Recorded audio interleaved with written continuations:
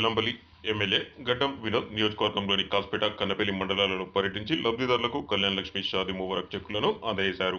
అనంతరం రాష్ట్ర ప్రభుత్వం ప్రతిష్టాత్మకంగా చేపట్టిన వన మహోత్సవ కార్యక్రమంలో భాగంగా ఆయా మండలాలలో మొక్కలు నాటారు. ఈ సందర్భంగా ఎమ్మెల్యే మాట్లాడుతూ బెల్లంపల్లి నియోజకవర్గాన్ని అన్ని విధాలుగా అభివృద్ధి చేస్తానని, అందుకు అందరం కలిసికట్టుగా పనిచేయాల్సి ఉంటుందని, దానికి ప్రతి ఒక్కరూ సహకరించి నియోజకవర్గ అభివృద్ధిలో పాలు పంచుకోవాలని విజ్ఞప్తి చేశారు.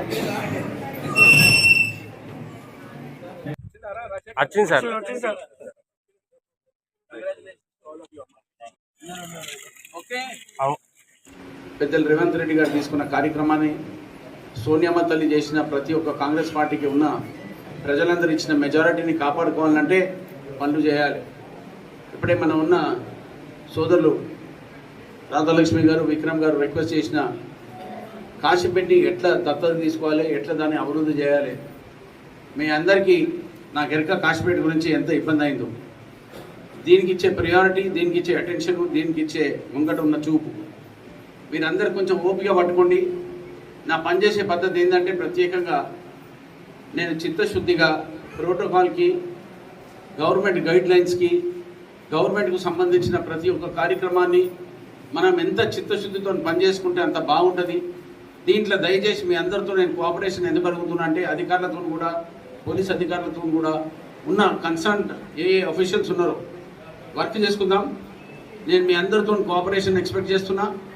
ఇక్కడ ఏంది డిలే చేసే కార్యక్రమాలకు మనకు వద్దు. దీనికంటే ముందున్న రాజకీయాల గురించి నేను మాట్లాడదలుచుకోలే. నేను ఉట్టి పని చేసి జనాల దగ్గరికి వెళ్ళి పేరు సంపాదించుకోనికే తప్ప జనాలకు ఇబ్బంది పెట్టాలి, జనాలకు బాధ పెట్టాలి, జనాలకు ఇచ్చిన మాటను దాన్ని పెట్టుకోవాలంటే నాకు కాదు. మీకు ఎప్పుడు హెల్ప్ చేసే కార్యక్రమం తప్ప వేరే ఆలోచన లేదు.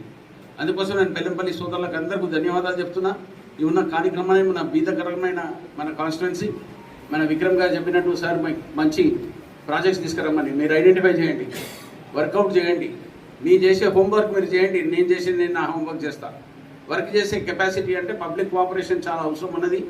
మీరందరూ దీన్ని అర్థం చేసుకోమని మీ అందరితో కోరుకుంటూ, ఈరోజు 10 మందికి ఎస్సీకి సంబంధించిన ఫ్యామిలీస్కి, ఎస్టీకి సంబంధించిన 15 మందికి, బీసీకి సంబంధించిన 9 మందికి, మైనారిటీకి సంబంధించిన 6 మందికి, అంటే 40 ఫ్యామిలీస్కి కాంగ్రెస్ పార్టీ తరఫు నుంచి తీసుకున్న ఈ కళ్యాణ లక్ష్మి ఇచ్చే చెక్కులను మీరు చేసిన కష్టానికి మీరు దాన్ని మంచిగా కాపాడుకొని పిల్లలను సుఖ సంతోషాలతో పెట్టాలని మా ప్రభుత్వం తీసుకున్న నిర్ణయాన్ని మీ అందరికీ ఇలా డిస్ట్రిబ్యూట్ చేసి ప్రజలందరికీ కాన్ఫిడెన్స్ రావాలి, ఒక నమ్మకం రావాలంటే పనులతోనే నమ్మకం వస్తుంది. అందుకోసం మళ్ళొకసారి మీకు మాటిస్తున్నా, మీరు ఇచ్చిన రుణాన్ని నేను మర్చిపోలేను. కానీ నేను చేసే నా బాధ్యత ఎట్లా నేను నిలబెట్టుకుంటానో నా పనులనే చూపిస్తాయి. మీ అందరికీ తెలుస్తుంది నా పని చేసే పద్ధతి ఏందో.